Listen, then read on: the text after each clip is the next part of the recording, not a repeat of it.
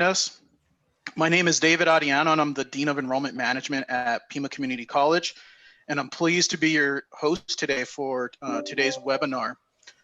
Today, we're going to walk you through each steps of the enrollment process, the steps that you need to follow to be successful at Pima and get registered. I'm the Dean of Enrollment Management at Pima Community College.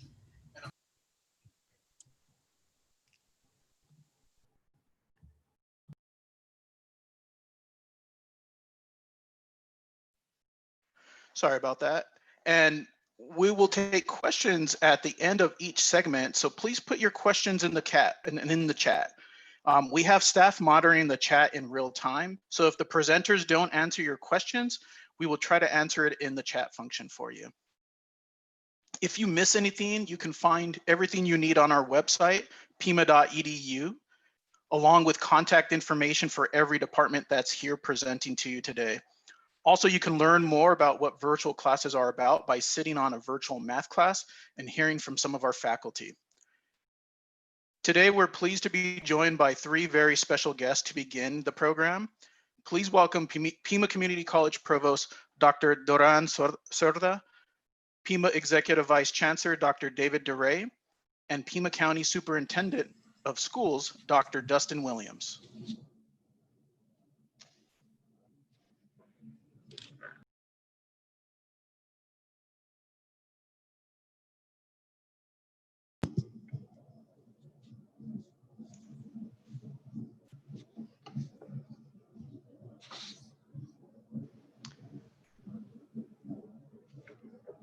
Oh. Dolores or David, we have the floor is yours. Thank you. Just a moment. I lost. There we go. Hello, everyone. Welcome to this event. We're very excited to be here on behalf of Pima Community College. My name is Dolores Duran-Cerda, and I'm Provost and Executive Vice Chancellor for Academic Affairs. I'm delighted that we're all here to talk about Pima College and how our partnership with the Pima County schools here is thriving, and we really want to encourage our students, your students, to join us in the fall semester because we're ready and we're excited to have the students come and join us at Pima College. I'd like to welcome Dr. DeRay, who's our President of Campuses and Executive Vice Chancellor, and also Dustin Williams, who I've known for a long time and worked with Dustin, who is our Pima County Superintendent of Schools. We've enjoyed a lot of partnerships, and we continue to enjoy those partnerships. I'd like to welcome all of the viewers who are here tonight, and we'll hopefully answer some of your questions that you may have as we have our students transition to Pima College. Well, I would like to encourage students to finish up your application process as soon as possible. And you'll hear tonight as to what that process is. But the sooner you get it, the sooner we can get you enrolled in the classes that you want. Dr. DeRay is going to be talking a little bit about how our faculty are prepared to continue with the virtual mode and the online mode and a few hybrid classes, and he'll explain which ones they are. But it's been a challenge for all of us, as we all know. But we're ready, and our faculty are ready to embrace your students as they become our students too. So with that, I will pass it on to Dustin, and thank you again for joining us. I hope you'll be learning a lot today. Thank you. Well, thank you so much, Dolores, and welcome everyone. Education is in a very interesting time, and I don't think you could be at a better place than Pima Community College right now. For me, Pima Community College was really what made me successful in my post-secondary career. I tried another avenue with the U of A, and it just didn't work for me at that time. And I ended up going to Pima Community College, and the class sizes were a lot smaller, and I had a lot more one-on-one with my teachers and my faculty. And that personal experience for me is what really helped me go to the next level. And then I transferred on afterwards. But students today have such so many different opportunities with career and technical education and just all of the different avenues that you can take these days in in college, and we couldn't be more happy to partner up. And I know this is going to be the beginning of many what we think going forward. But the goal for me was to make sure if there was one person out there, they knew that Pima Community College is here for you. Our office is here for you. And we want to make sure we can just get you the tools and the steps to be really successful.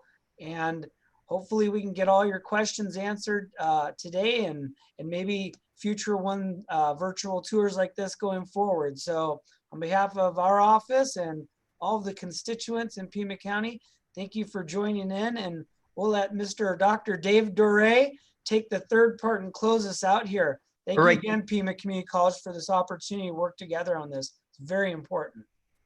Thank you so much, Dustin. And thank you for your support for Pima College. And I know we share the same passion that we want all of you. We want you enrolled in college this fall, and we want to make that process as easy as possible. Now, we have taken great lengths to ensure that our faculty, all of our staff are able to deliver both online and virtual services to you. And in some instances, for our career and technical ed, for some of our hands-on work, we have actually been bringing students onto campus. And we're doing that in a very safe, controlled way. So please know that we care about you, and we want, this is really, I think, one of the most important times for you to be thinking about your future and enrolling in college. And we want to make that both affordable and very easy for you. So looking forward to answering all of your questions today and making sure that you can get enrolled in a timely and really align with your goals. So thank you for being part of our enrollment workshop today. And I'll turn it back over to you, David. Thank you, Dr. Doré. We appreciate all our special guests coming in today and giving words of encouragement for all of our new to Pima students, and they're appreciative of you being here. So we're going to move on to our first step, in that's the application to Pima and your My Pima account. So first up with that is Ryan Sermon, Manny Salazar, and Elizabeth Moreno. Hey, everybody. Good to see everybody out there. And my name's Ryan Sermon, and I'm an admissions counselor, and I'm going to just really walk you through the different steps on the application, what you want to do before, how do you find out information that's going to be a good fit for you. Maybe some of you have checked us out before. Maybe you've had a chance to check out some of our IG Live videos that we've done before on different areas. So it's going to be very similar to that. So let me just share my screen with you all. And you really just want to start the process just by going to the home page. You've probably seen this before, pima.edu. Okay, so you'd go right here to the home page. There's lots of different pieces of information here that you can browse. And to apply, you go right up here to admission at the top bar over here, and you go to apply to Pima. Now, when you go there, you'll see more information about a whole checklist of things that you really need to do to get through the process, because the goal is to get into classes and to accomplish your long-term goals. So in order to do that, you want to work on applying, and you'd click right here, apply now. Okay, if you have more questions, you can definitely reach out to me. I'll provide my information. And once you click on there, that apply now, you're going to be asked to create an account. Okay, so these are things that you can do. You know your name, you've got an email address, come up with a good solid password. Okay, and once you do that, you've created your account and you'll get started with the rest of the process. So once you've created your account, it's going to take you to what we call this application portal. Okay, it's really easy to navigate. Okay, and I'm here to just walk you through all the different pieces of this. So you're going to actually click where it says right here, apply now. And that's what you're going to want to do. So when you press apply now, you're going to start to fill out your profile. That's, again, some basic information that I know you know, your name, you know, your middle name, if you have one, your last name. You want to continue to enter They'll ask you some enrollment questions as well. They might ask you your email address, a phone number to reach you at. Also, they might ask you about text message, that ability to opt into that. Definitely would advise you to do that, because that'll allow the college to really just conduct official business as it pertains to, recruitment, advising, registration, financial aid. So just make sure that you're opting to really into some of these services that are here. Then it's going to ask you a series of enrollment questions. So you'll see here the different questions about, are you going to be full-time? Are you going to be part-time? Are you going to be taking online courses? What term are you applying for? So you want to make sure you answer all these questions. And right here, what area do you want to study? Some students really get tripped up on this, and I'm really strongly encouraging you, don't worry about this area. It's good to have an idea about what you want to study, but just because you're picking this, you're not sealing your fate, okay? You can definitely talk to an advisor. You can still confirm and explore your interests. So don't feel that you're locked in tight into this particular answer and that it can never be changed, because it can, okay? Then if you're in the military, we're going to ask you some questions about your veteran services, what type of benefits that you might be able to receive as a Pima Community College student. Additional residency status. Also, this is where you can knock out that verification of lawful presence to make sure that you are an in-state student and you receive that in-state tuition. Be sure to upload the documents that they're asking you for, okay? Other information, will you apply for financial aid? Are you going to be attending another institution at the same time? So all these things are things you want to take seriously as you're going through the application, which takes about 10 minutes to complete. And then bam, before you know it, application submitted, and you did it so quickly, okay? So you knocked that out the park, right? Congratulations. This is not the last page. This is not the end all be all page, okay? You want to click on continue, because that's where your student ID number is going to be. And that student ID number that we know is extremely helpful and can get you into the right places that you want to be at. Elizabeth, do you want to talk about what they could do with that A number?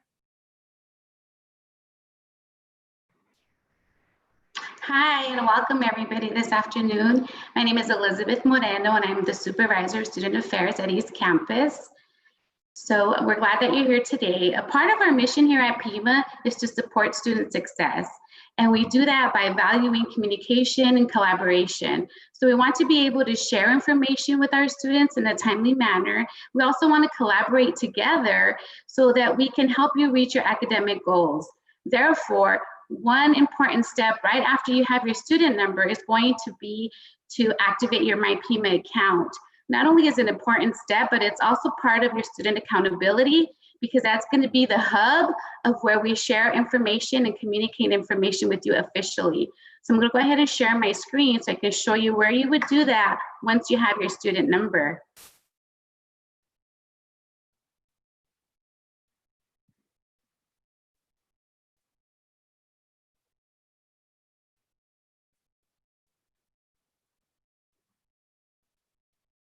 Are you guys able to see my screen?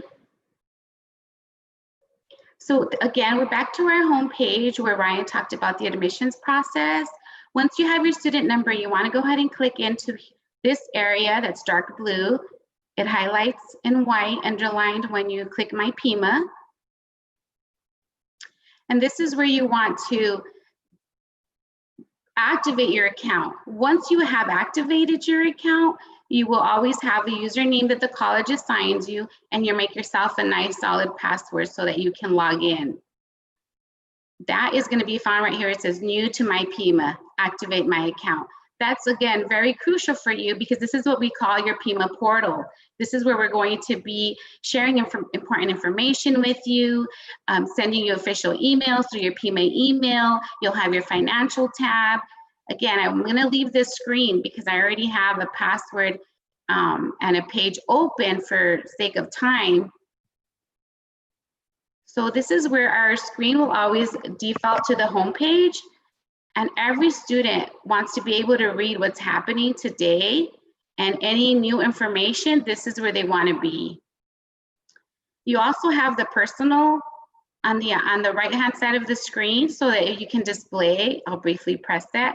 You can display your student number, update your information, change your address, things that are personal to you. Every screen that I'm going to show you today does have quick links. And so you'll see here, there's a few of them, and you'll learn how to use those as we go throughout the presentation this afternoon. Don't forget to scroll down. Depending on how big your screen is, there's always important information to move forward. So you can see that there's more announcements on the bottom of the screen. There's also a launch pad to help you access things more efficiently and faster as you move through your Pima portal. On this particular one, since it's a sample student, there isn't much in there right now, but you'll see that grow as we utilize this platform to help you get registered and become part of our Pima community. We have our new student tab that has tons of information, and I think it logged me out. Let me see if I can get back in there. Sorry about that.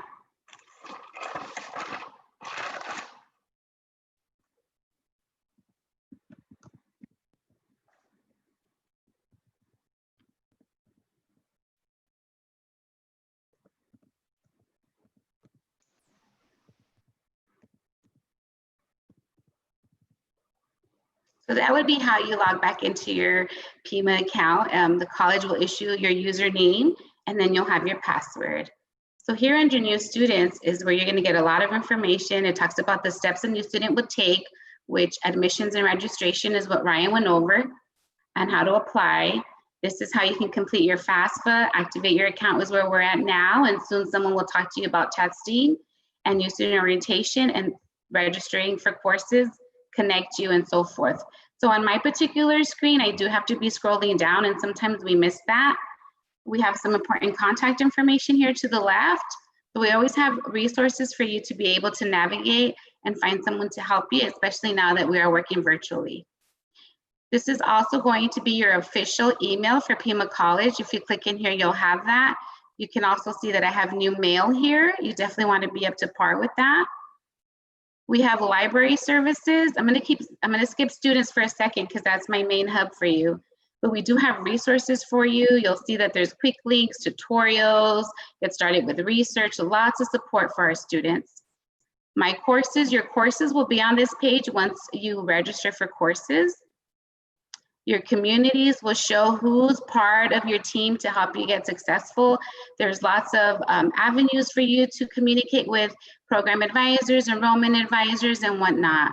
So I'm going to go back to my favorite spot, which is the students. And so this is where you're mainly going to be when you become a student, because you want to be able to access your academics. If you had a schedule when you register, your schedule will be here in front of you every semester. You'll know your academic standing. You'll be able to connect with Pima Connect and go into that and understand what it is after today. Our students' affairs information, a book list. Once you register for courses, the book list is generated for you. So you can click in there, see the books, see the prices, and see if there are any books for you to have to purchase. Again, we have quick links on the left side, and those are on almost every page to help you navigate. Our register and pay is going to be somewhere where you want to be too, because this is how you register every semester. We also have waitlists for courses, and you want to be able to read in these links that are underlined on what it means to be on the waitlist and what your student responsibility would be when it is your turn to register for a course on the waitlist. You can see our schedules here. You'll learn later which one you'll click in to register for classes. There's also lots of information to read. There's tips and tricks. If you're feeling confused while you're waiting for an advisor to call you back. We have a mobile app. And then we also have other types of courses that are continuing education, community education, adult education, and so forth. Again, I have to scroll down and make sure that you're doing that if you're on a laptop. My account is blank because I'm not a registered student in this platform, but soon will be. So that's where you'll see what your tuition is, how much you're being charged. Again, your student accountability for that would be for you to go in there and make sure that you're being charged appropriately. If you're an in-state student, you want to make sure that that's what you see on there.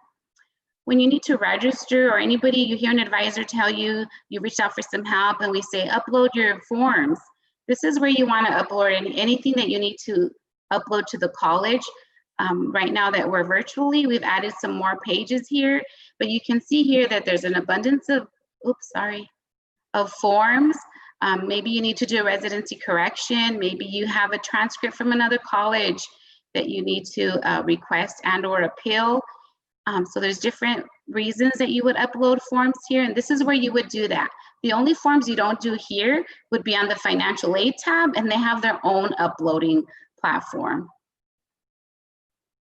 We have student resources for our students to be able to read what's happening for them. Our career services, are you getting ready for an interview and you need some help? You can see again on the left-hand side, we have our quick links to help you organize yourself in a way that we can help you be successful here. We have our student wellness assistants. That's really important for all of our students. We really have great counselors here at Pima, and there's a link directly to them and a phone number and some student wellness assistant link here that you can click into and get to know what our program has to offer for you. We have some student printing information. You might want to read that when we get back to the colleges on campus. Those are the locations of all of our campuses that have printing options and instructions. Then we have our financial aid tab, and this is where you're going to get more information later, but it is part of your student tab. So I'm going to go briefly down so that you can see that we have tons of information for our students. We have our website and our email so that you can easily find out what you have a question on and directly ask on that email portal so that someone can get back to you as soon as possible. We have important information on financial aid disbursements. If you were a financial aid student, you'd have information here. I'm sure you'll hear about that later. And here's the financial aid document upload, that I talked about. And so you will have somebody from financial aid talking about all this, but I just wanted to make sure that you were able to see everything that you need to as a brand new student. And we do know that there's a lot of information here, but again, we want to make sure that you can easily click away and find information at your leisure when you're sitting at the computer. We want everything to be there for you. Again, that's why we have the quick links. And one important thing from our website too, if you click on our logo, that always takes you back to our homepage. So sometimes you're searching for information or want more information, you just don't know how you got there or where you're at. So you can always click on our logo to go back to our homepage. If there isn't any questions, I'm going to go ahead and pass this back to Ryan, who's going to have some ending remarks for our portion of this today. And I'm going to go ahead and stop sharing if there's no questions. Thank you. Thanks, Elizabeth. I just wanted to just quickly remind everybody that we have another Instagram live session coming up, which is just right around the corner. It's tomorrow. That's how quick it is. So tomorrow, if you'd like to, stop on by, feel free to check out our IG live session. Okay, so we'll be doing that tomorrow, 5 o'clock. Okay, that'll be a great session. You'll be able to talk with experts as well. I know some things are thrown in there like wait list, and you're probably wondering, what's a wait list? What does that mean? Well, you can definitely go check it on the website right now, and you can also check it out tomorrow during our IG live session. You just want to follow us at Pima_CC. We're going live at 5 o'clock. Thank you so much, Ryan, Elizabeth. That was great. So you can see how easy it is to apply to Pima. You can see that we have the student portal for you to complete transactions. Go in there and see everything about your student account. We did have one question coming in from our YouTube channel, and that is, can a student use a state ID card to prove their residency here in Arizona? And how do they upload that? And I know Elizabeth touched on that in her demo of the portal there. So Elizabeth, would you mind fielding that question? Hi, so the answer to using your state ID if it is your Arizona state ID and it has been issued for more than a year, we can use that. And what you would do is take a picture of it, just like you would take a picture and upload to a friend on Facebook or Instagram. You would take a picture of it and email it to yourself and then upload it where I showed you where it says register and pay.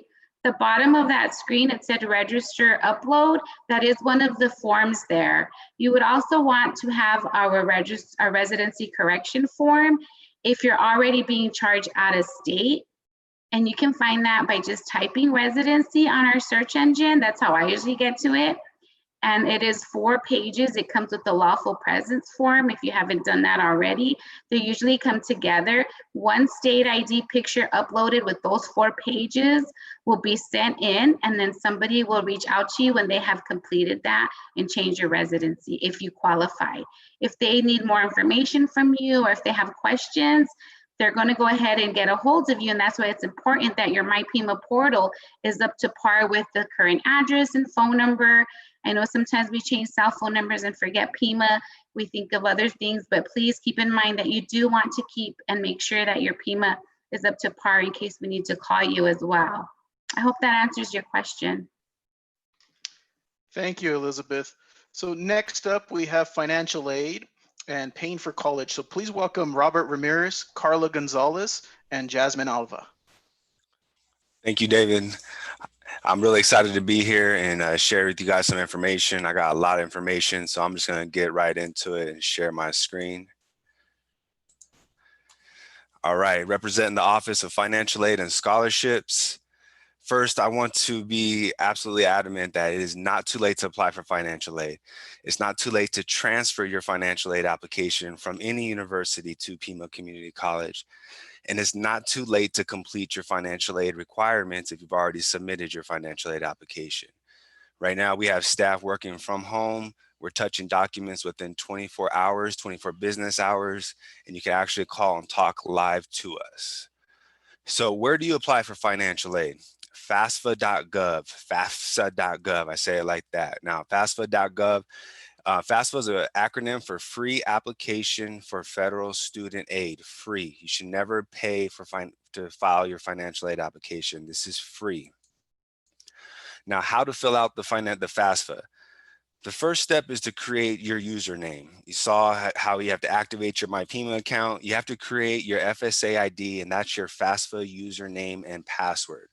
That's going to be used to log in. It's going to be used to sign your FAFSA application. Now, one tip is parents without a SSN, a social security number, cannot create an FSA ID number. They have to print the signature page, sign it, and mail the signature page in directly to FAFSA. Another tip on when you're completing your FSA ID, I don't know why it is, but when you click on create it, it opens up a new tab. Close the other tabs, only have one tab open. For some reason, after about 7 or 8 minutes, it has a security and it checks and it'll delete everything you've typed in there and you have to start all over. So that's really frustrating for a lot of people. So little tip there, make sure you only have one tab open when you're creating your FSA ID. Now, both the student and the parent need an FSA ID to sign the FAFSA. That's important. So what do I need to complete the FAFSA? Well, you need your SSN or your alien registration number. You need your tax information, W-2s, records of money earned, bank statements. You need your FSA ID, and you need Pima Community College FAFSA school code, which is 007266. Now, another tip, when you're filling out the FAFSA, if your parents don't have an SSN, you actually enter in all zeros in the SSN field when filling out the FAFSA for that parent's information. Now, it's actually really easy to transfer your FAFSA from any university to Pima Community College if you've already filled it out and you're decided to come to Pima now. You can log in and make a correction, logging into the FAFSA.gov using your FSA ID. You're going to select Make FAFSA Corrections. You're going to navigate straight to the school selection portion, and you're going to add a school by entering in Pima school code 007266. You'll sign and submit. One thing for that, you want to make sure you cancel your financial aid at the other university if you've already had that set up there, if you plan to transfer to Pima. So what happens after I submit my FAFSA? It takes about 3 to 5 business days for Pima to get your FAFSA and to match it up with your MyPima account. That means you have to do what Ryan and Elizabeth said. You need admissions, you need to activate your account because we're going to be matching it up to your student records here at Pima. Now, you may also have follow-up requirements. Now, the requirements can vary per student. Elizabeth navigated to our My Pima account. You're going to get there. Some documents that you may have to submit are taxes, citizenship documents. Now, Pima also is going to look at your Pima record. We're going to check your eligible degree, your eligible admission types, and those might be requirements that you see on there that you'll need to update your Pima record. Keep that up to date because that is required for your FAFSA eligibility. So also what happens after, so if you're selected for verification, Pima College, we have our separate secure system for uploading those kinds of documents. You're gonna have to set up another username and another password, I know. When you go to your My Pima account, we're gonna have a red X mark, a green check mark type indication to say that these are requirements that you need to do. When you click on these, it's going to navigate you to that verification portal where we will have you log in, create a new account. And that wasn't supposed to happen. So when you see this here, you'll be creating your new account. Now, one thing here is the student and the parent need to create an account here because this is also how you're going to sign these financial aid documents that you're going to be following up and submitting to our office. So both the student and the parent will be creating an account to complete these verification documents. So also what happens after you submit your FAFSA? This is actually pretty cool and this is great. We're going to automatically give you a 4-day tuition hold when we receive your FAFSA. This is going to allow you to register for classes. And this is going to allow you to then take action on those red X's, and you have to take action. We will continue to extend that hold for you as long as you are taking action inside your My Pima account, inside our document portal system, uploading documents. And there's a maximum of a 10 to 14 day non-active period of you not following up on your financial aid before we will drop you and remove that hold from your classes. So it's important to follow up with that. Scholarships. Pima, I'm really excited about this because Pima College, we just launched Scholarship Universe. This is our scholarship system. This is where we're going to have all of our scholarships, our Pima institutional scholarships, our Pima Foundation scholarships. And in addition to that, it is where we have external scholarships that have been vetted, they're safe. We know that these are scholarships that students can get either at Pima or as they transfer out of Pima. So when you log in, you have to use your My Pima username. So you have to have everything activated there. It's going to log into there, and we do a number of things. It matches you up by using your Pima records. You look at your degree, we look at your GPA, and we have other components that are questions on scholarships that we know would match you. And then in addition to that, when you log into the scholarship universe, you're going to answer a whole bunch of more questions. And these questions are going to then match you to more and more scholarships. Now, we have scholarship cycles. We have some scholarship cycles upcoming. Our priority, our late fall, September 15th through October, we'll be entering in scholarships from our foundation there. And then we have our spring cycles there. And all this information is on our website in the Pima financial aid section there.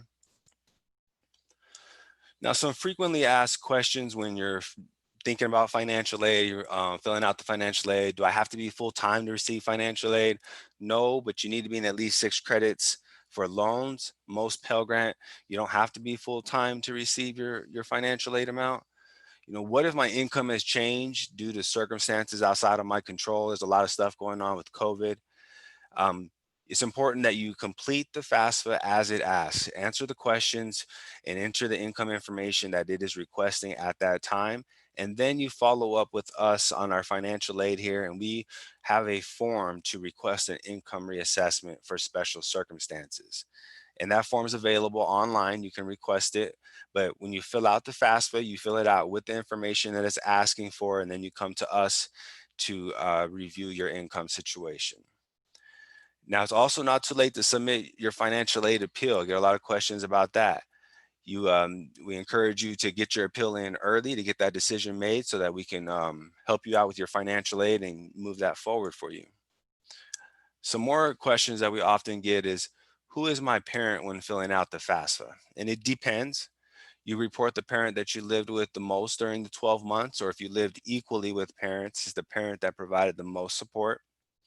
Legal parents are your biological or adoptive parents, and non-legal parents are grandparents, foster parents, legal guardians. You would not report their information as your parent.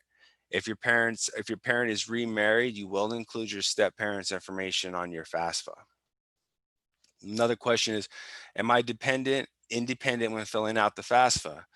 They ask you questions, the dependency questions at the beginning of the FAFSA to determine your dependency status, but it mostly comes down to if you are, until you're the age of 24, until you are married and you have your own children or you're active duty military, you will be considered dependent and you will need to report your parents as well as your income on your FAFSA. So how do I get my financial aid is another question. After I filled out my FAFSA, I'm here, I've registered for classes, I've done everything everybody said to do, and I'm ready to go. When does financial aid get paid out?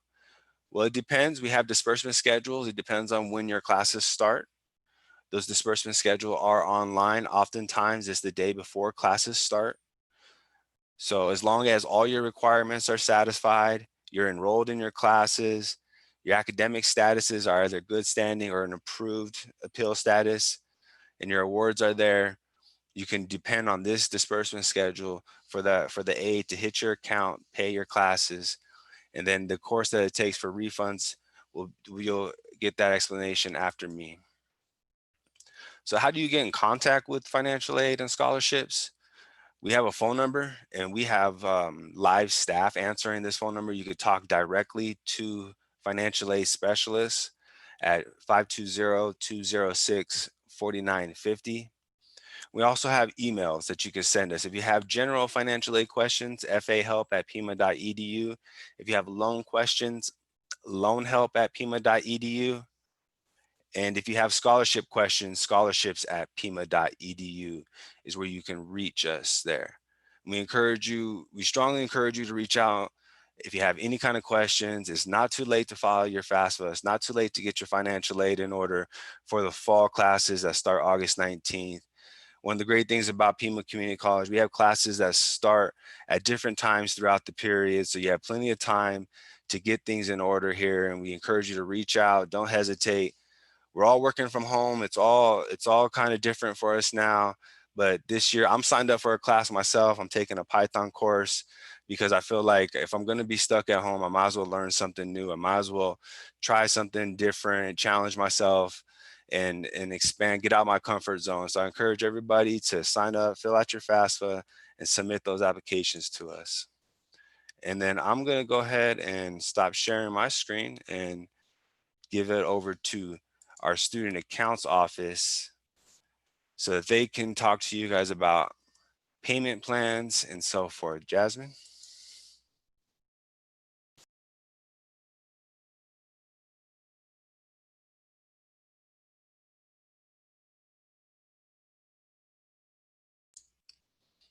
You guys could hear me before, right, David? Yeah, we can hear you, Robert. Jasmine? Hi there. Hi, my name is Jasmine. I'm just one of 15 people in the Accounts Receivable Services Department. We're all here and available through a variety of different resources to help guide you through the process. Like Robert was saying, it is not too late for students that are not eligible for financial aid or scholarships. We do have payment plans for you, and I will also jump right in and share my screen.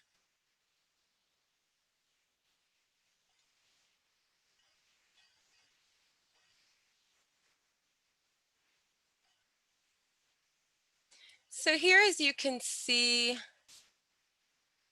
I am already in. So this will be the first page here, which you will want to be set up to get into this area here.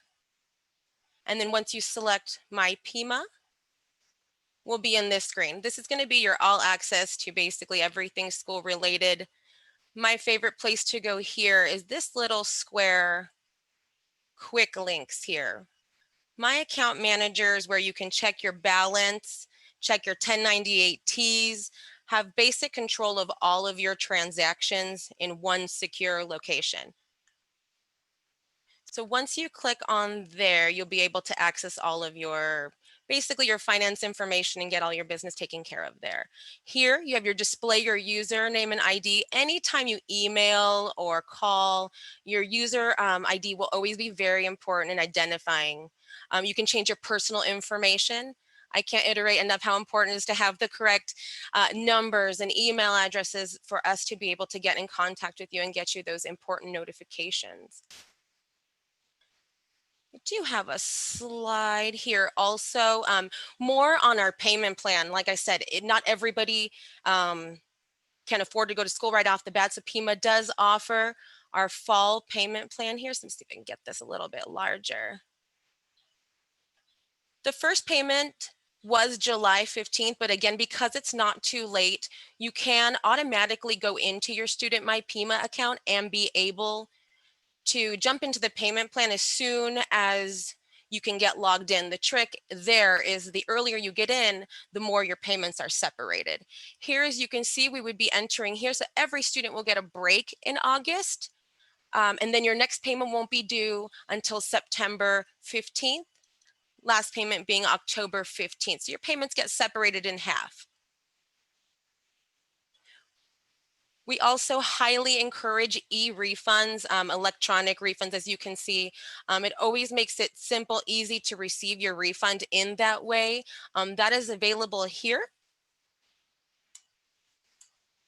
I just like to type everything in the search bar if I can. E-refunds, and boom, here we are with our quick, pretty much a 10-minute process. I myself am also a student, so I've have had the luxury of having things become a lot easier, having to avoid mail, checks, and things like that. Now having the e-refund where any balances will go back into directly into your bank account. So I will stop sharing this here. Our direct email address, just as if you were talking to us, will be bursaronline@pima.edu, BURSAR online, that's all one word, at pima.edu. And we are always available for you by phone during business hours at 206-4574. Thank you so much, Jasmine. Thank you. Robert, we do have some questions about financial aid, and so we have a few minutes to answer those before we go on to our next section. So some of our students are asking, do I have to get a loan in order to get financial aid? And so could you talk about what those financial aid options are and if you have to get a loan? No, you absolutely do not have to get a loan. So the financial aid, the FAFSA covers 3 forms of funding: the Pell Grant, the federal direct loans, and the federal work study program. So those, when you fill out the FAFSA, those you're trying to take advantage of one or all 3 of those arms: the federal Pell Grant, the federal direct loans, or the federal work study. Now, there are times when you submit the financial aid application and due to your income and your household size or other factors, you may not be eligible for the Pell Grant. You may be only loan eligible. And that's why we offer the payment plans, to try and reduce that burden on there. So you do not have to take out loans to. Absolutely. And most of our students are self-pay. So where there's will, there's a way. Reach out, either Bursar online or that 4574 number, and we can definitely make arrangements and see what our students are eligible for and get you in the right direction. And that's when we also encourage you to apply for scholarships ahead of time to get into our scholarship universe and to help reduce that cost in any ways you can. Thank you, Robert and Jasmine. Some great options there for our students. We have another financial aid related question, and it's about, can I still register for classes at Pima even though I haven't submitted my FAFSA? If you haven't not submitted your FAFSA, you can register for your classes, but without a FAFSA on file, you're not going to get that 4-day hold to protect you from being dropped or having to set up a payment plan. So It could ideally work. You could submit the FAFSA today and register today, and we could get your application within that 4-day window and get it all submitted there. But ideally, you want your FAFSA application to be on file with us, because then it allows you to register protected, even if you haven't completed all the verification requirements. And as long as you're taking action on those requirements, you're submitting documents, you're doing the stuff that you need to do that we're asking you, we're going to continue to extend that hold. But the first step is to get the FAFSA on file in our system. It has to be in the Pima system for that hold to be placed. Thank you, Robert.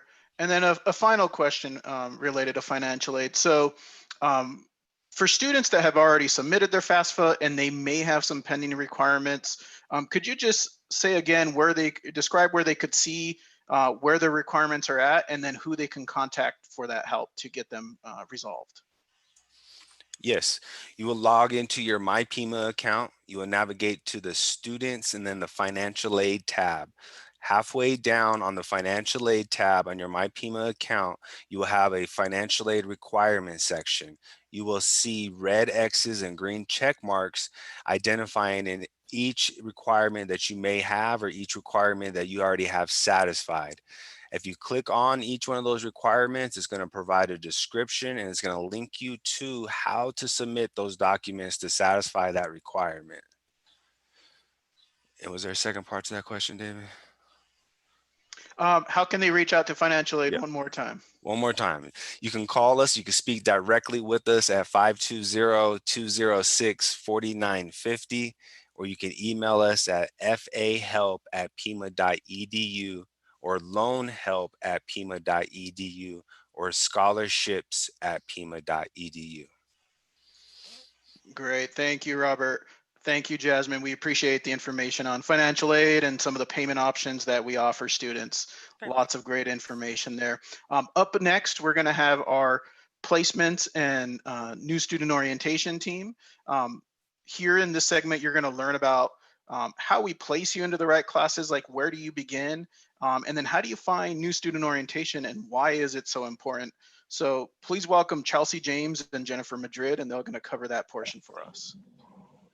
Hey, you guys, I'm Chelsea James, and I'm part of the placement and testing team.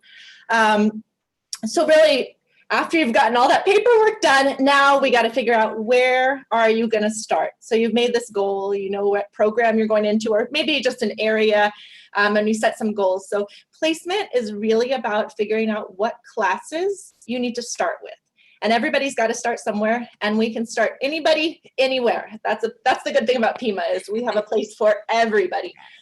So placement is really not this big scary thing. It should really be looked at as important, but it's looking at an assessment of where you're at. It's not a pass or fail. We want to make sure that you have challenging classes, but we also want to make sure that they're not too challenging. So it's finding the right place. So I'm going to share my screen with you all and just walk you through on our website how to, let's see, where are we? How to navigate and figure out, how do I get started with placement? So on our pima.edu, we're going to go to admissions and placement testing.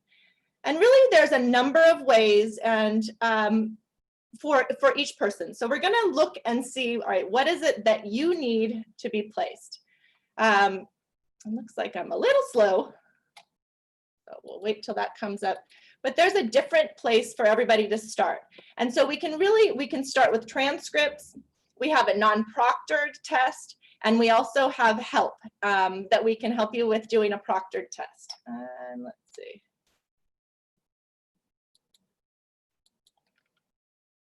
I'm going to try to refresh here. Isn't this funny, these technical problems that we're always going through now? So we have them too, everybody.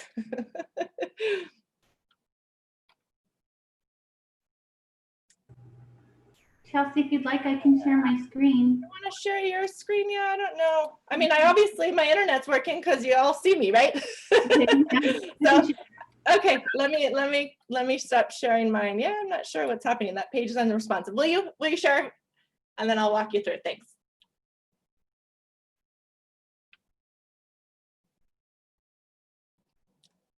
Perfect. So if you just go to pima.edu and then to admissions and placement testing. Thanks. And you'll see there are 3 different ways that we place you. So the first one, and I don't know if you want to make it a little bit larger, Jen, that might be good. So the first one, if you have been out of high school for less than 5 years, we can use multiple measures to use your high school transcript to place you. Okay, so that would be your GPA from high school. We can also use your GED scores if it's been less than 5 years since you've taken and passed the GED test. We can combine your GPA with SAT scores and ACT scores. So we can take those scores and place you. We've also done something different where since COVID, we're placing you not just with GPA, but looking at your math and your English scores, grades, sorry, from your junior year. So if your GPA, you know, is not that great, but you're really great in English, we can place you just with those junior English scores. So we want to make sure we can get that transcript. We can get that transcript from you from that registrar upload file. And I think we saw that earlier in your My Pima. So if you go to your My Pima, you can upload that and the directions are there under students, register and pay. You can scroll down to the bottom and upload your GED scores or your transcript. Once you've uploaded that, we are looking at those every day. So we will be recording it. It's a manual process. We'll be recording those scores and putting in a placement score into your profile. And you can go into your My Pima and look at those placement scores. We will send you an email that your scores have been loaded in there within about 2 days. So you'll get just kind of a, hey, your scores are available for viewing. Here's how you view them. Okay. All right. So let's say you have been out of high school for more than 5 years, or you didn't like where you placed from your high school. So you want to place higher. You're like, I can definitely do better than I did in high school. I know this material. So we're using something called Pima Ed Ready. And this is an unproctored assessment. It is a test, but you can take it anytime you want from the comfort of your home. But think about it as an actual test. So you want to make sure that you're in a quiet place, you're not interrupted, you've eaten. So this is an assessment, but you can take it whenever you want. It's not proctored. If you want to click on that where Jen, where it says document, yeah. So this instructions to get to that unproctored test. Okay, so we have steps. Sign up. You're going to sign up at pima.edready.org, and there's a link right there to get you there. You're going to sign up for an account, and then there's some practice. So you can practice. Make sure you practice. It's always a good idea to practice first. Okay, so you can put in, there'll be a little place to put in goal keys, and you can see these right here, the practice. Those are the goal keys you're going to use for practice. So practice with those. And then once you're ready to take the official Pima Ed Ready placement, those are the official goals. Now, when you put those goals in and you take that diagnostic test on your own time, whenever, those are the scores that are going to count for your placement, not the practice one, but those placement ones. Okay. We are running reports every single day and pulling scores from those placement in Ed Ready, and we will enter those into your account, and we will send an email and let you know, hey, your scores are ready. Okay, go and look, your scores are ready, your placement is ready. Okay. And then if you want to go back to the website, I'll talk about the third piece here. So the third piece is if you want to place higher in math. So the Ed Ready only goes up to a certain math, but if you feel like you want to place higher in math from that, or if you're in a special program, I know some of the CTD, the Center for Training and Development programs, maybe some other programs have to have AccuPlacer scores, so we can do a proctoring for AccuPlacer for that. So you've done one or two of those steps, or you have a special program that requires the scores from the AccuPlacer, like when we used to have the testing centers and you go in, that's the same test. However, we're going to proctor you virtually. It's going to be a live proctor. If you need those kinds of services, or, and I just want to put this out here, if you need help with any of those other things, fill out the placement request form. And so if you want to just click on that. Yeah, and so you're going to go through this placement request form, and it's going to ask for your name. On the other pages, it's going to ask for a phone number, your A number. It's going to ask for what program, so we can make sure we're getting you into the correct assessment for whatever program you're going into. It's going to ask you some questions so that we can help you. We're going to connect you with a placement coach. So like I said, if you feel totally lost by everything I just said, just fill out this form and we're going to place you with a placement coach, and we're going to help you through all of that, uploading your transcript, the Ed Ready doc, the AccuPlacer, anything. So you can fill out this placement request form. We will place you with a placement coach. Now, once you fill out this form and hit submit, it's going to go to a centralized dispatcher who's going to put you with a placement coach who will get in touch with you within 1 day. Our turnaround is about 1 day. That's business days. So if you're doing it on a Sunday, might not be till the next day or Tuesday.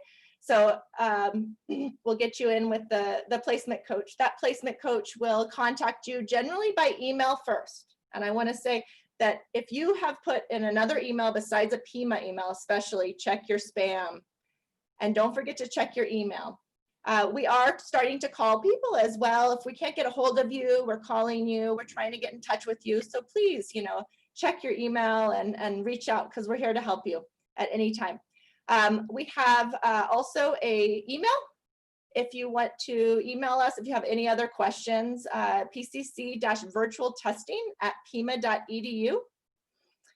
You can go ahead and call us there. And I know there's a phone number there, but we just got set up with a new phone that's going to everybody, and we're trying to pick it up whenever there's business hours. And that number is the 520-206, it's 6648. You can also call any of the testing centers and it goes to that number too. So we're here to help you. So I just want to go back and just kind of go over that, because I know it's a lot of information. And if you learned anything at all, just fill out that placement request form and we'll place you with someone and we'll get through all of that stuff I just said. But if you feel like, I have a little bit of college under my belt, I know how to navigate this stuff, you can go ahead and upload your GPA, your transcripts, your GED. You could go in and do that Pima Ed Ready on your own, no problem. If you need an AccuPlacer, I should mention also, if you need Spanish placement, if you need the biology or chemistry or calculus test, fill out that placement request form as well. I think that covered the basic stuff, but yeah. Are there any questions? I don't know if there was any questions that came up from any of the chat. Not yet, Chelsea, and we'll go ahead and move over to Jen, who will give us an update on new student orientation. Perfect. Thanks for doing the screen.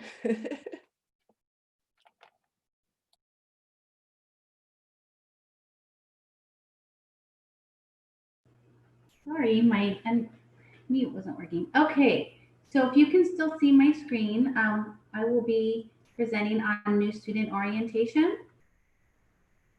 And new student orientation is a requirement for new students who are new to higher education. So students who have never attended college before, or maybe right out of high school, it will be a requirement, and it is a hold that is placed on your student record. So know that if you try to register and you have a hold that's permitting you, it's most likely a new student orientation hold. So this must be completed prior to registration. Once you complete new student registration, the hold is automatically released within about an hour.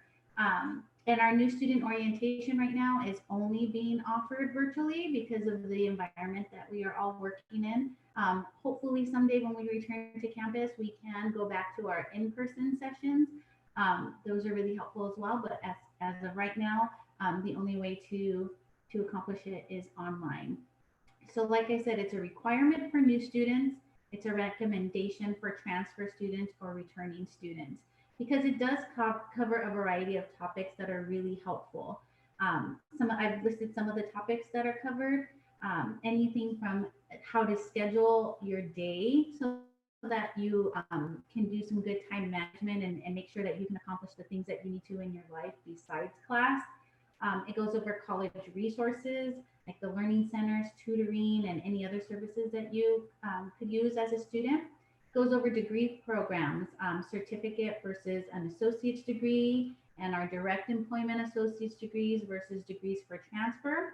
Goes over placement tests as well, as Chelsea went over, key dates and deadlines for the college, part-time versus full-time student, the dropping classes, withdrawing from the classes, which is also really important, paying for school.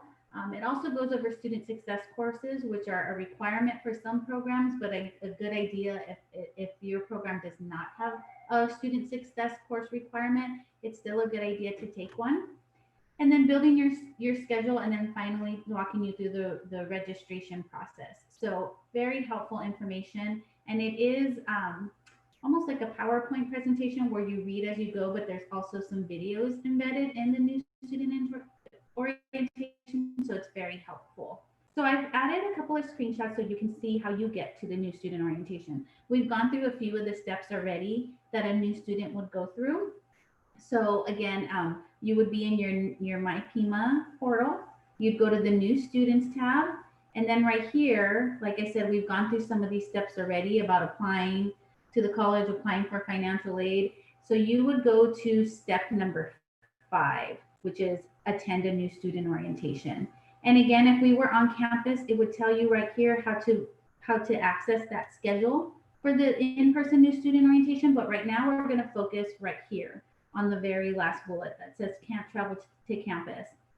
So the first link is the orientation packet that you can download and either print and use as an aid while you're walking through the new student orientation, or you can just have it up on your screen. And then the last link right here is what you will click on to access the online orientation. So those are the two spaces that you're going to want to click on. And then this is a screenshot of what that orientation packet looks like that you'll download. And then this last one is what the screen will look like, that very first page of the new student orientation. So again, I'll show you. If you're in your My Pima, again, as soon as you click into My Pima, it will take you to the home screen, but you're going to go to New Students. And then again, you will scroll down through all these steps that we've already covered, and it's attend new student orientation, and it's down here at the bottom. And then that's what opens up for you.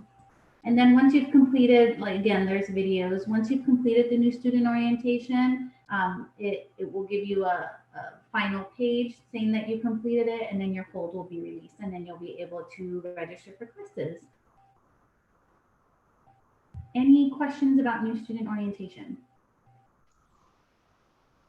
Thank you, Jennifer. I'm not seeing any questions coming in through our YouTube chat or YouTube chat and Facebook chat.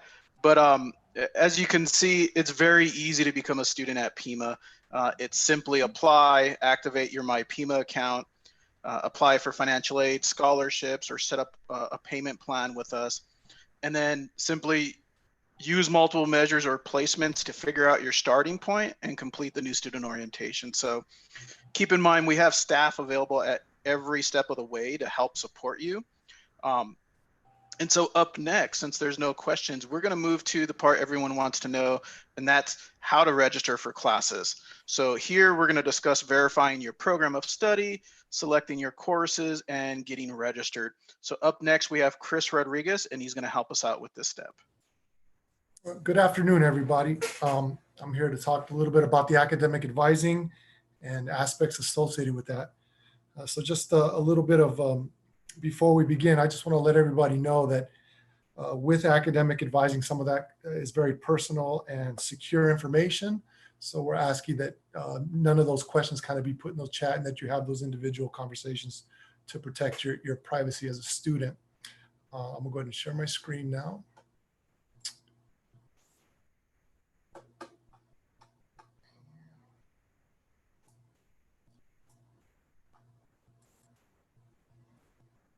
So one of the first things I want to talk about is your program of study or your major.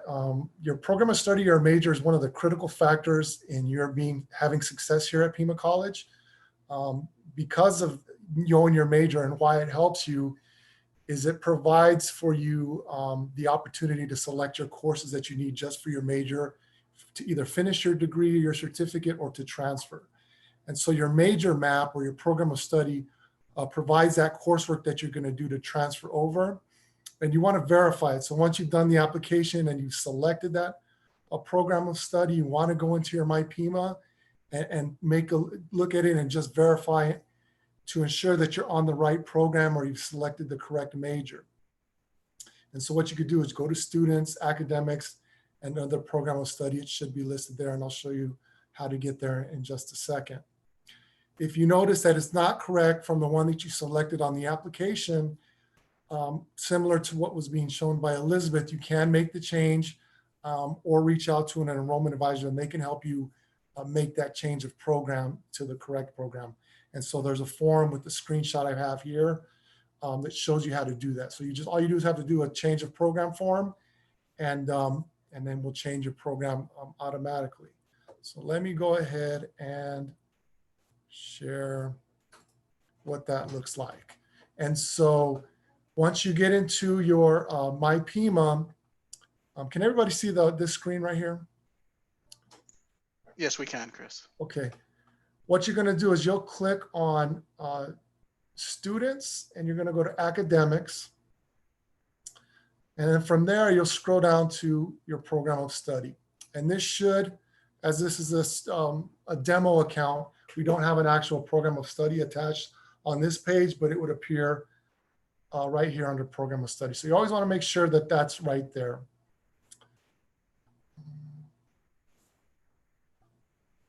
The next thing you want to do is once you verify that program of study, you can actually go to the program display page. And the program display page will actually show you more program information, explain the program, potentially have information of staff related to that program, courses, course selection, things of that nature. So you can learn lots more by going to the program display. You can also look at programs in similar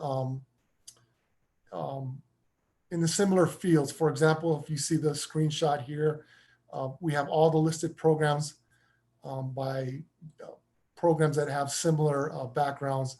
And so you can also go in there to kind of take a look, or meta majors as we call them. And so for that, once you can come to here to the program of study and then click on the program of study page, which will land you here. And so once you land here, as I said, you can kind of scroll down. Chris, sorry to interrupt. We're still seeing your slides. Oh, my apologies. Here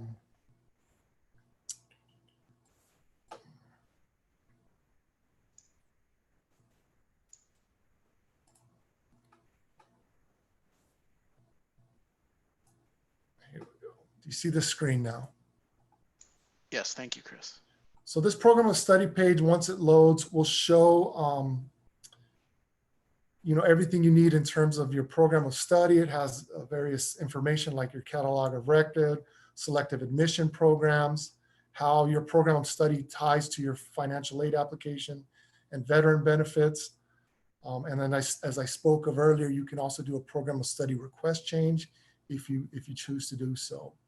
Once you click on the program or the meta major that you're in, you'll select the program of study.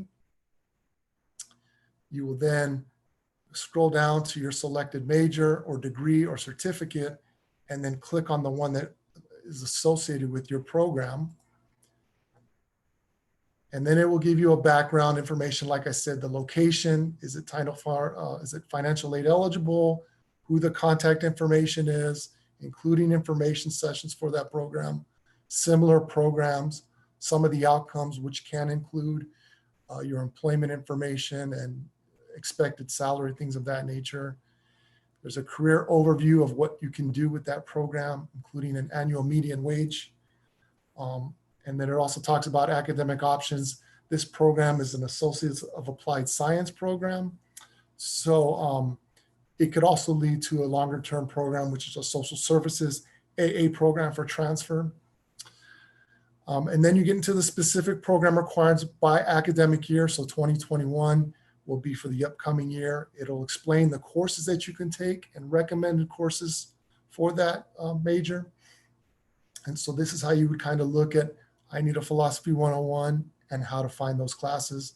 By clicking on this link here, it will take you to the class schedule. I'll show you another way in which to find that shortly. It'll have the core classes that are part of your major, and then required support courses including the Writing and Writing 102 and any potential electives that you may need. And so, like I said, there's a brief overview of everything that would be needed, including the Associates of Applied Science code that goes with your program if you were to decide to change.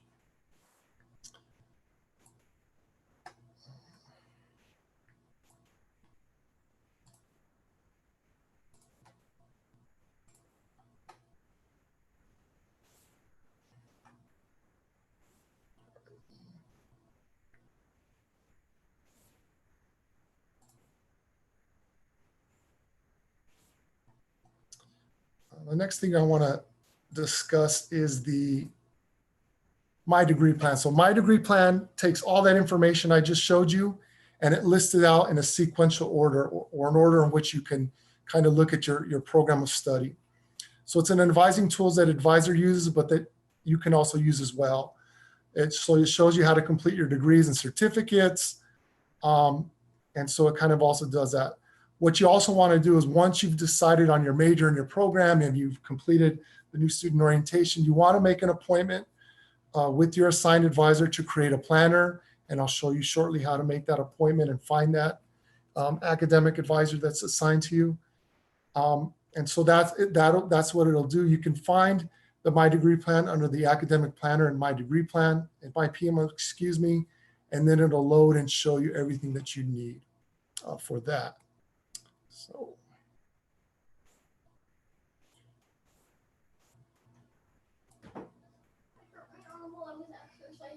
Okay, baby. 1 second, Jackie. Excuse me 1 moment.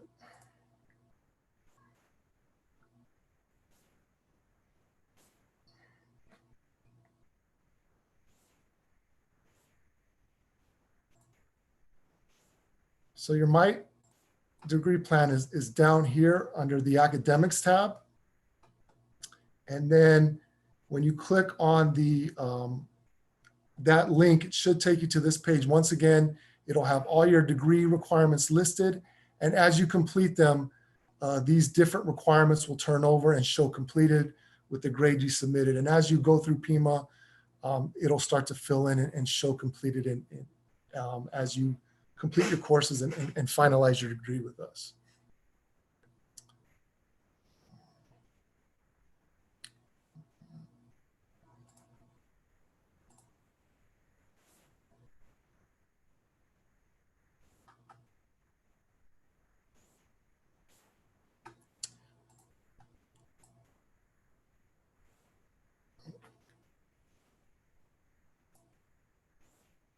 So the next thing I want to talk a little bit about is how to register. So you've seen all the courses that you would need as part of your major and ways to find them. So now we really want to get into how do you register as a student. So in your My Pima, you would log into your My Pima, you would go to your student tab, and then you would go down to register for classes. You can also go to your My Pima and click on register for classes, and then it will also take you into the registration tab. So I'm going to demonstrate that now.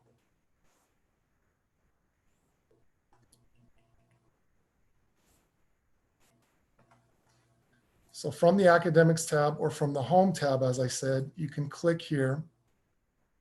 It will take you down to register for classes. And then you're going to want to select the new student registration system.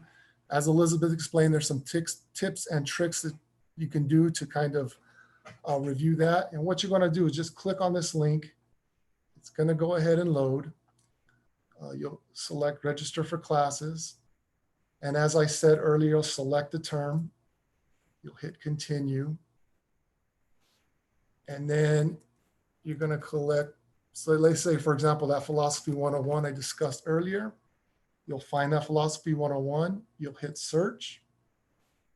It'll give you a list of courses that you can select from, including formats, CRN, times and dates, and different aspects like that. And your advisor and the enrollment advisor can help you with that.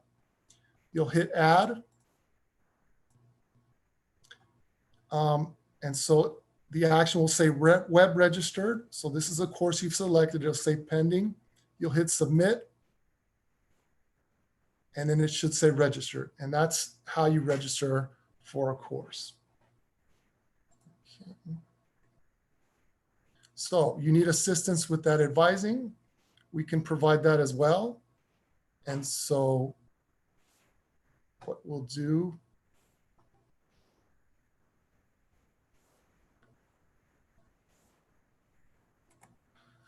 what you want to do is you want to get connected with an advisor or counselor to do that. So what you want to do, or what you can do, is every Pima student has an assigned advisor.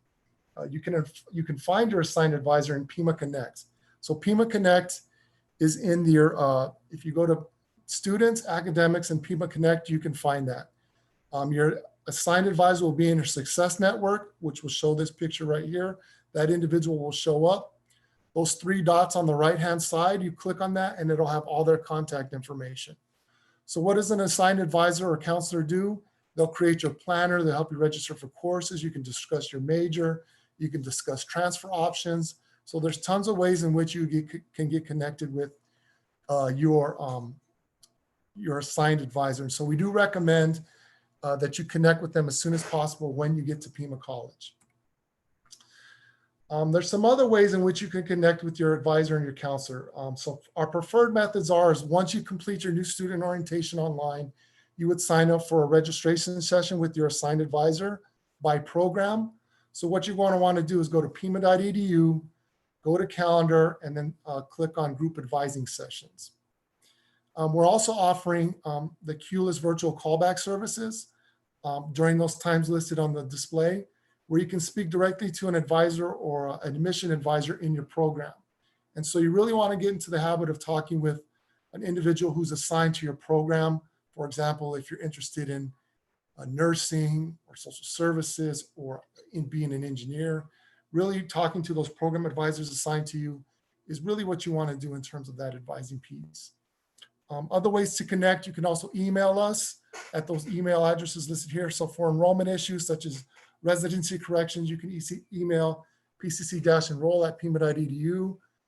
For academic advising and counseling needs such as course registration, you can email virtual support@pima.edu. And if you need some career counseling, if you have an undecided major, you can email the career counseling at pima.edu and also visit their webpage for more additional information. And the screenshot I have here shows you how to log into that virtual callback system for the QLIS. So I'm just going to briefly show you how to do that in a display. Give me 1 second.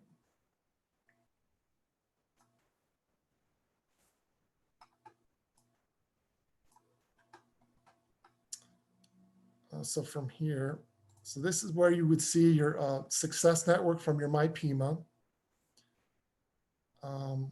And so like I said, once you log into your academics, you will scroll down to Pima Connect, and then this screen will load with your assigned advisor.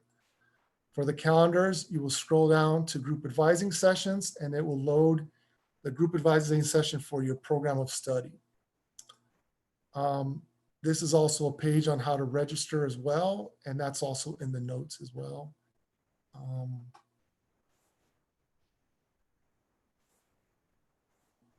Right now, our QLIS system is closed, but from the web page, if you scroll down here, you could click into our service, which is available during those times I showed you, and then you'll be able to log in to speak to an advisor. And I'm going to go ahead and stop sharing. Are there any questions about advising or seeking academic advising help or registration?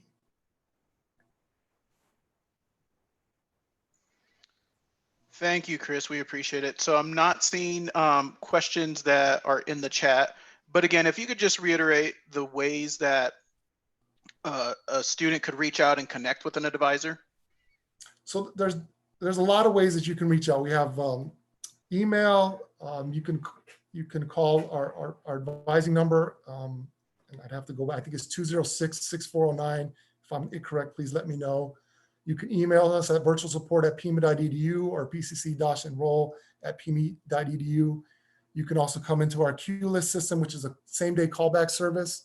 So you would just log in and then request to speak to an academic advisor or an admission advisor if you need assistance there as well.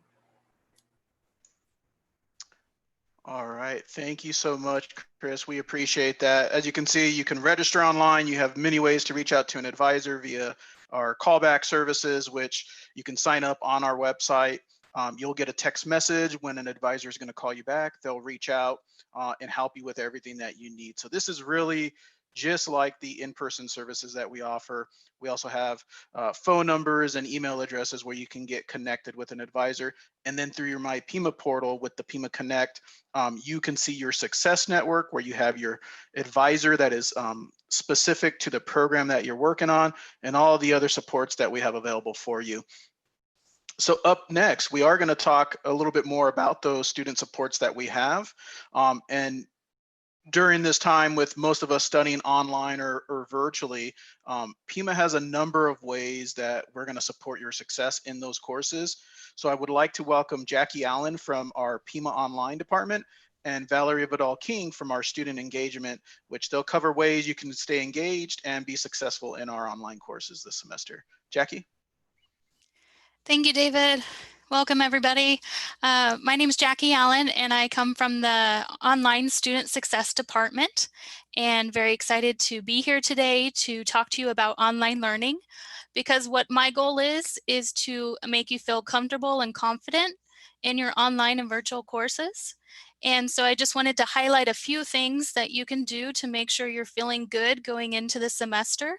After you've registered and done the enrollment process and have your courses, you can start to think about, okay, what do I need to be successful?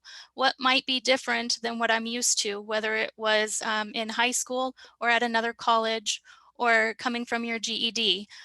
We are here to help you. We have many people here to support you. But first, let me just talk about a few key items. And so I will go ahead and share my screen so you can look at information while I am talking.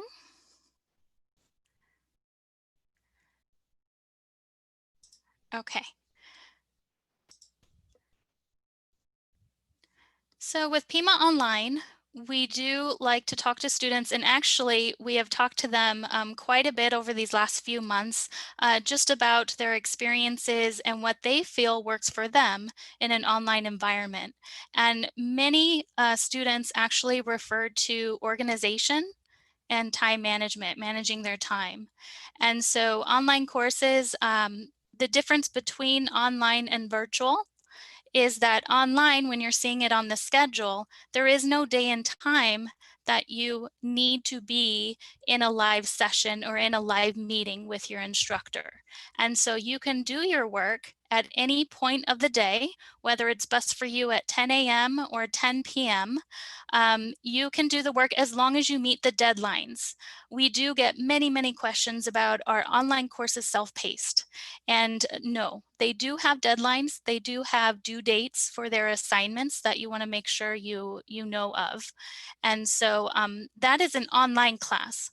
A virtual class is ones that actually do have days and times where you will jump on to a live virtual meeting and meet with your instructor and your other classmates in the classes.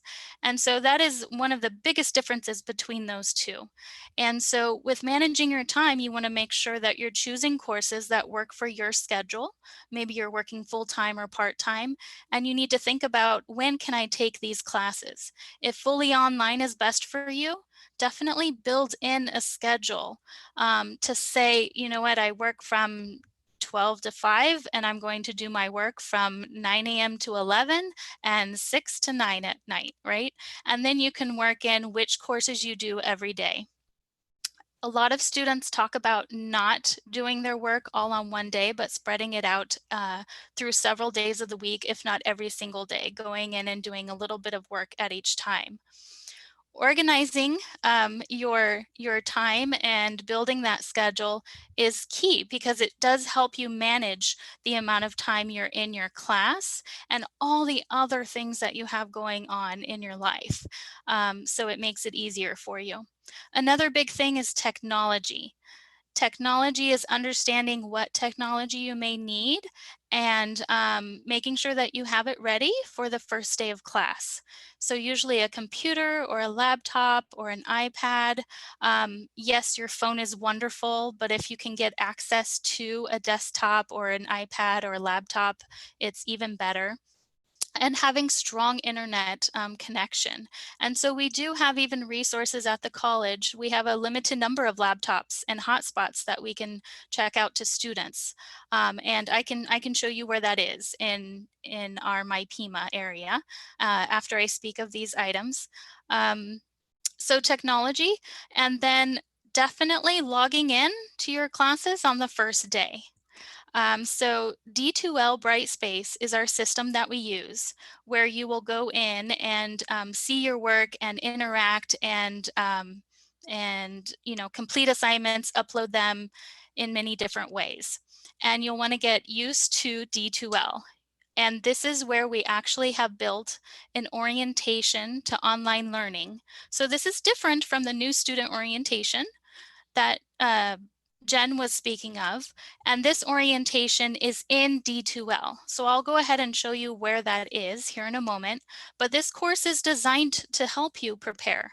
It shows you how to navigate the system. It talks about what's important to you to know or to learn for online success and how the courses are designed. So many of our courses are set up in a similar fashion, and you can get comfortable just going in and looking at that and clicking around, right? And then also it tells you of the experts that you can connect with. And a big key thing about online learning is staying motivated and maybe some ways that you can do that, right? What is your motivation for going to college? What is your motivation for taking classes right now?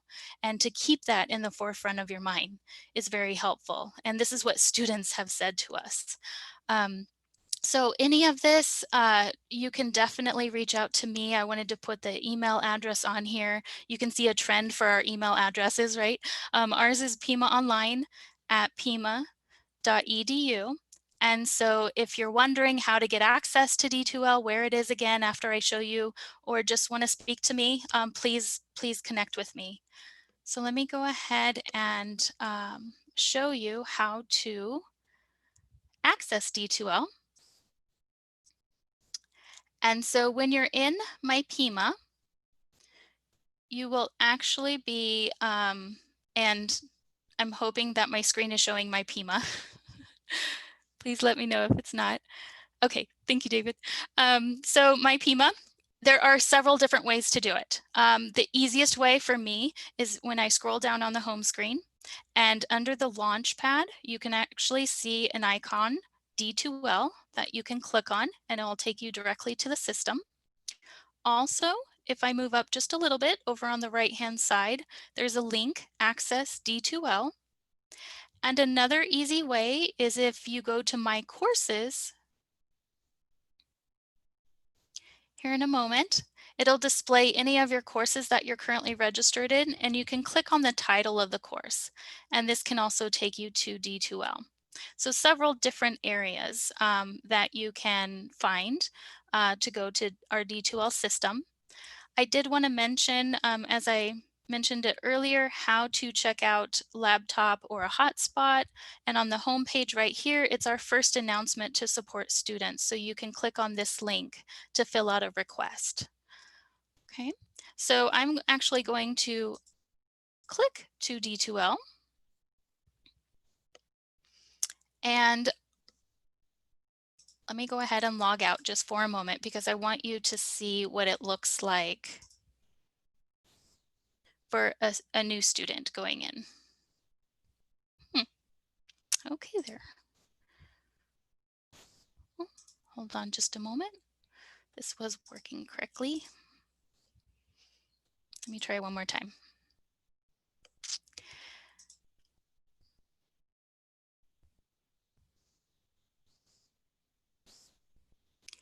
lovely when your computer wants to be smarter than you. Let me try a different way. Okay, here we go. I actually used one of our other systems or other ways of getting to D2L, and it is a simple address, d2l.pima.edu. So you can also do that instead of going through my Pima. Either way you choose, you'll get this front login page. And I do want to emphasize that the username and the password are your username and password for my Pima. So please go ahead and just put that in, and then you can click on login. And as it was showing earlier, this is our home page to D2L. And we have tutorials in showing you how to navigate this system. We actually also have live sessions that you can connect with for 30 minutes, and we can help you navigate the system if you like someone with you to do that. So if you're interested in any of that, please email pimaonline@pima.edu. To find your courses, there's two easy ways. You can look up here in what we like to call the waffle. So if you click on this box, you can type in your CRN or your course. I will go ahead and type in the orientation to online learning. And when I hit enter, I am able to find orientation to online learning. So that is one way you can look for your classes. And the other way is this box right here. These boxes are all called widgets. So that's a new term you might have not heard before. To go ahead and find your courses, I actually collapsed it, so it's taking a moment to pop up. But you will be able to find all the courses that you're registered in simply by looking in this widget or in this area. And again, if you're not seeing your courses, they will be accessible on the first day of class. And your instructor will probably email you before then with more information. Okay. So I did want to show you, this is D2L. I've talked to you about, the key items of kind of preparing for your courses, whether they're online or virtual. Even our virtual classes, even our hybrid classes, and our in-person classes will use D2L system. They may use it in slightly different ways. So it's very important for you to go in and learn this, this area and how it works for you in a class. And if you're interested in doing that, we have those live sessions that you can sign up for, and we can help you walk you through. So David, that would be, I'll go ahead and stop sharing. Are there any questions? Not at this time, Jackie. We appreciate it. So we'll go ahead and move over to Valerie Vidal-King, and she's going to give us some information on student engagement, how you can engage with the college, student life, and other activities that we have planned for the fall semester. So let me share my screen here.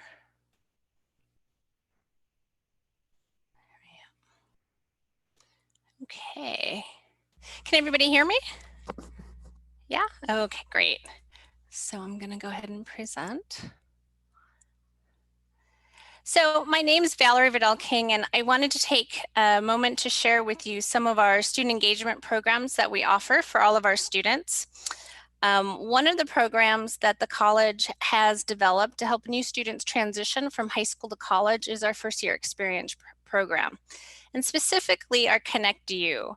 So Connect You is the last step in the Pima admissions process. So Elizabeth, Chris, Jack, everybody's been talking about the application and admissions process. This is the last step that new students can do.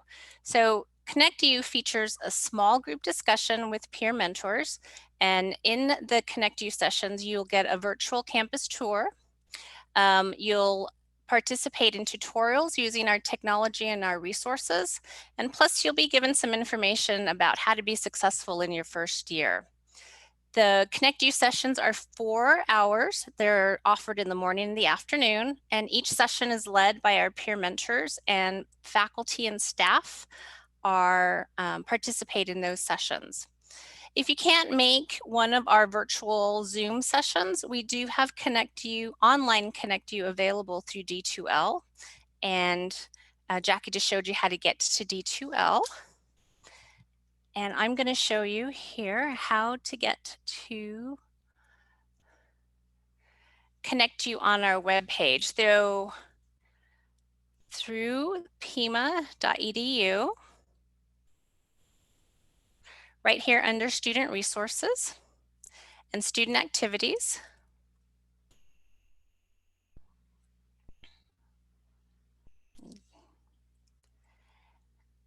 And right here off to the left is Connect You. Open. And what you'll see is some testimonies from past students who've participated in Connect You. You'll see the list of Connect You sessions that are available. So we have one tomorrow all the way up until the 18th.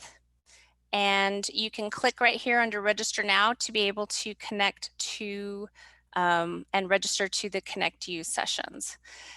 So that is one of our programs. I'm going to go back to there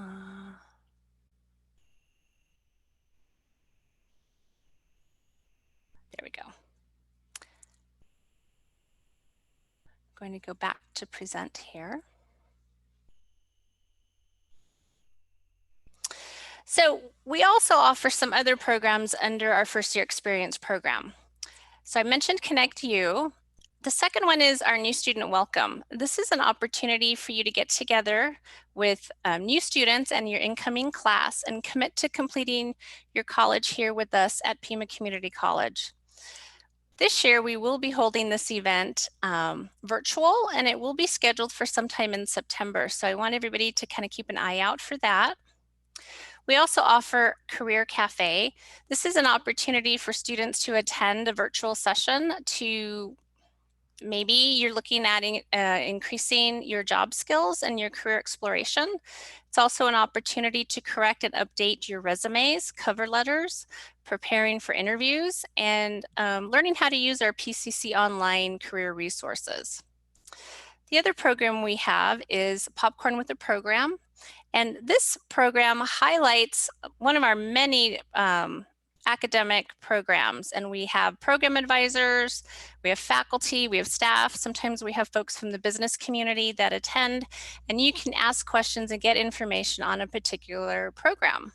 The second is, oops, let me go back. There we go. So we have Passport program. So this is intended to have students, first year students, interact with other students in our extracurricular activities, and you get to do some online activities. You get to learn about resources, and you develop a co-curricular transcript that you can take with you to your next institution if you're transferring to the university. Or you can even use it to show employers what you've been doing with your time here at Pima College. The other program that we have under our first year experience program is our Facebook Live. This is a series of interviews that introduces folks to key leaders and users of PCC resources. So it's a good program to tap into so that you can learn who's who on campuses and what they offer. Starting soon will be Peers in a Podcast, and this will be a new program that peers will be producing a podcast on their experiences here at Pima Community College. So I mentioned Career Cafe and Popcorn with a Program. Career Cafe starts September 15th, and it'll be starting on Tuesdays at 11 a.m., and it will be offered through Zoom. We'll be posting these on our social media sites and on the webpage, so you can get the Zoom link. Popcorn with a Program will start on October 7th, and we will be highlighting our communications division. And you can follow our first year experience program at Pima FYE on Facebook, Instagram, Twitter, and Pinterest.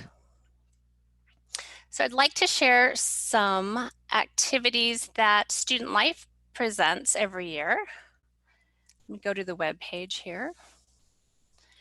So there is a wide variety of activities that are available for students to participate in. So if you're interested in student governance, if you're interested in developing your leadership skills, if you're interested in joining a club or starting a club, or even running for Student Senate, we have something for everybody to get involved with.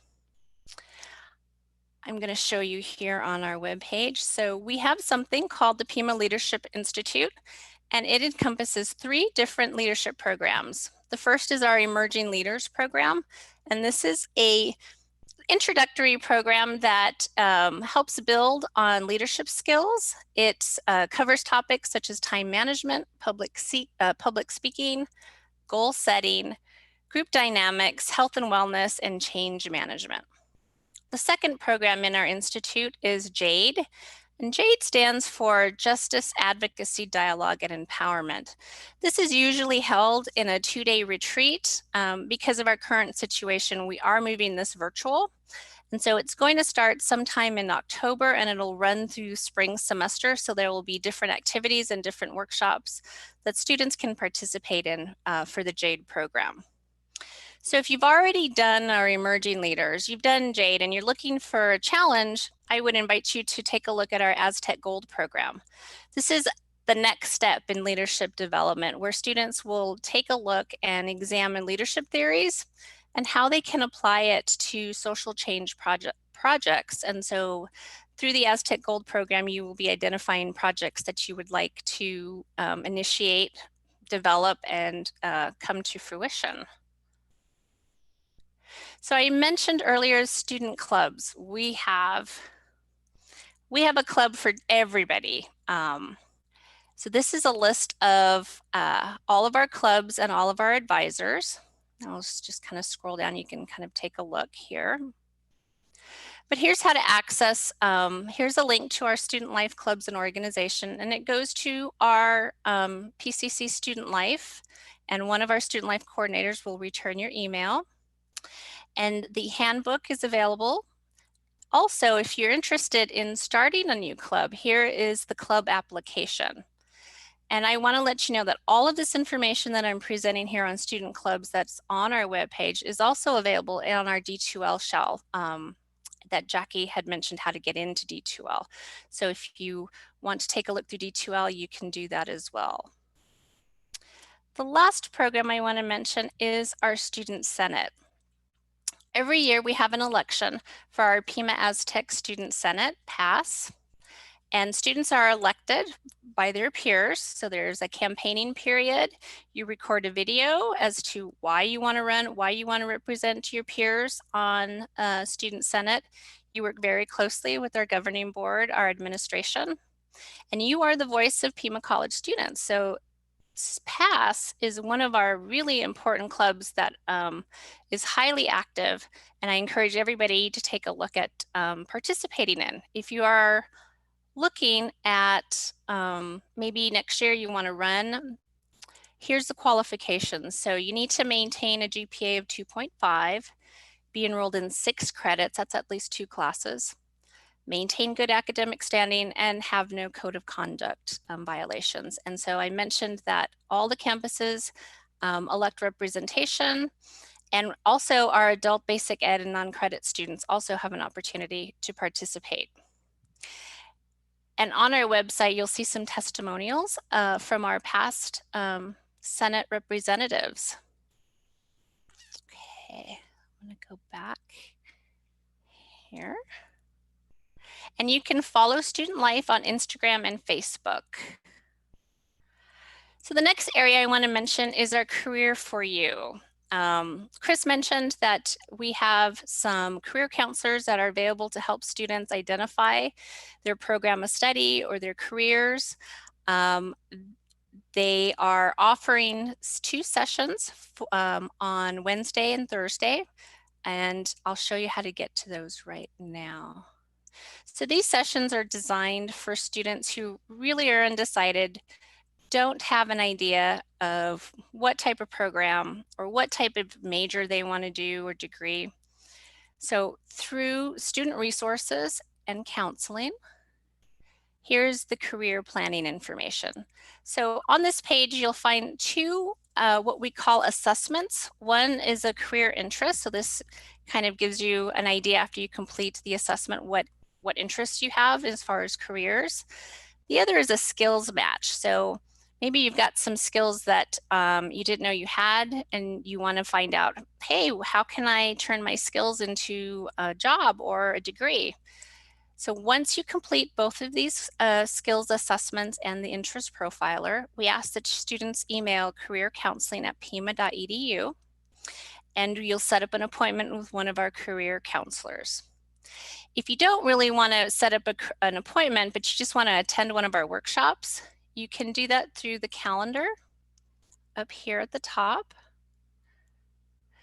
Come down to Career Exploration Workshops.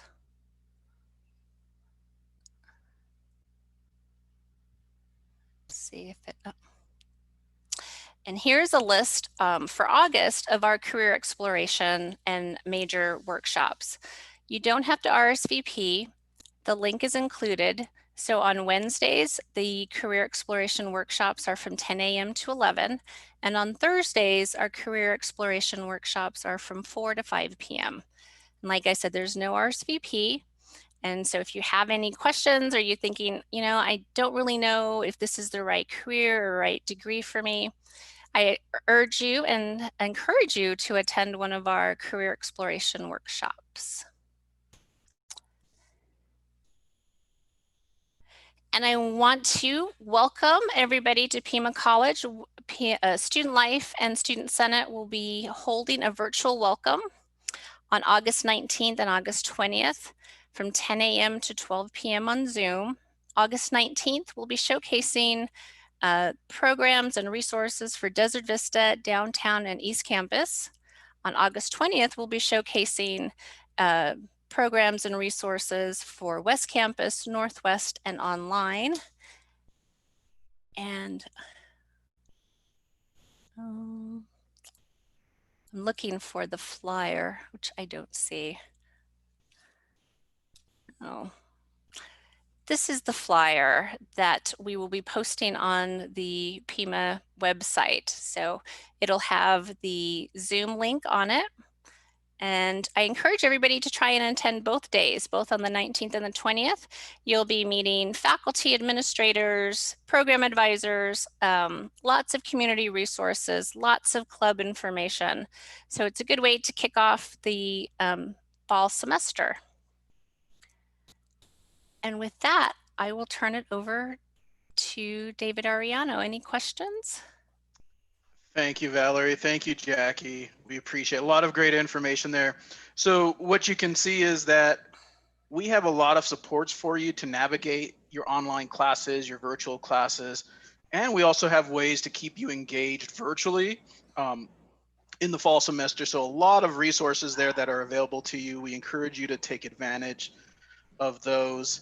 We do have some time for questions. So please, if you have any questions about any of the topics or steps we talked about today, please put those in the chat function. So that's on the YouTube chat or the Facebook Live chat. So if you put those questions in now, we have our experts on hand ready to answer those questions.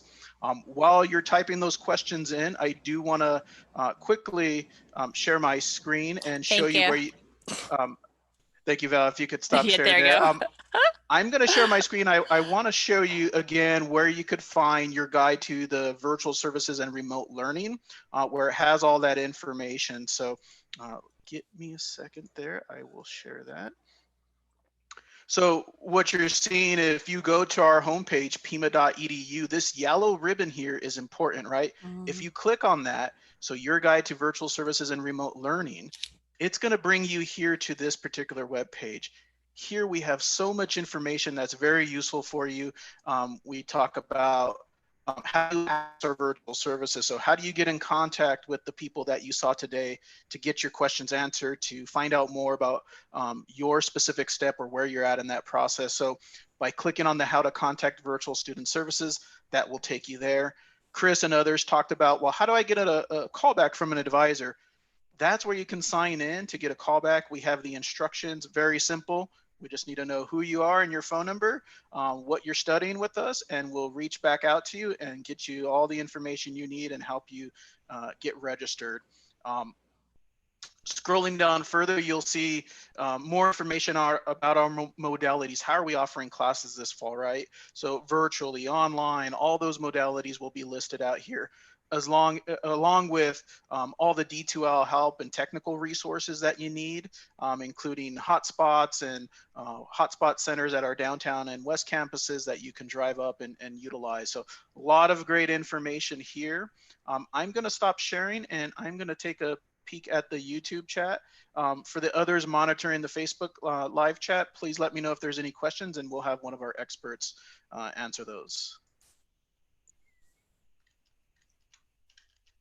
We did have a question earlier. Do you have to pay back a Pell Grant? That's a great question. Robert, can you join us and answer that for us? Yes. Do you have to pay back a Pell Grant? That's an excellent question. So it depends, and I'm going to explain that to you. So let's use the fall semester for an example. August to December. You're registered in classes from August to December. That's the whole semester, 100%. We're going to pay you for the whole semester the day before classes start. We're going to pay you 100% of your aid for the entire semester.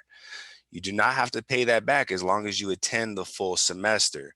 If you stop attending all of your classes, you don't earn 100% of your aid. We have to recalculate the unearned portion.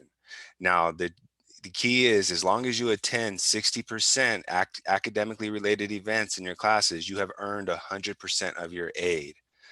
So only time you have to pay back a Pell Grant is if you get the money for the classes and you actually stop completely attending those classes before the end of those classes. Thank you, Robert. That was great. We did have a question via YouTube that was about concentration codes and program of study. So I'm going to show quickly on our website. If you're a student, Chris highlighted where you can look at all of our programs of study, all of our areas of interest to figure out what you want to study and pursue with us here at Pima. But in particular, some of our programs have a concentration where you can focus in on the courses you take on a specific area.